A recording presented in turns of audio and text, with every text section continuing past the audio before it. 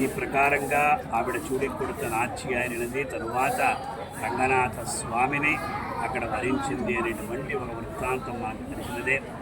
తిరువాడిపూర ఉత్సవాల్లో భాగంగా మనం విశేషంగా గోదాదేవి అనుగ్రహించినటువంటి తిరుప్పావైన దివ్య ప్రబంధాన్ని, అదే ప్రకారం నాచ్యార్ తిరుమల దివ్య ప్రబంధాన్ని కూడా మనం అనుసంధానం చేసుకుంటాం.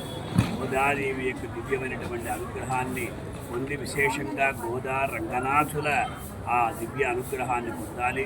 శ్రీవిల్లిపుత్తూరులో జరిగేటువంటి ఉత్సవాన్ని తిలకించాలి. అదే ప్రకారం వేదాంత దేశికులు వారు రచించినటువంటి గోదాస్తుతి అనేటువంటి స్తోత్రాన్ని కూడా మనం విశేషంగా పఠించాలి.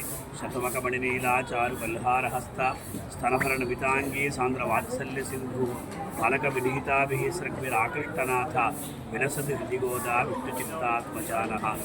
ఓం నమో గోదాదేవి.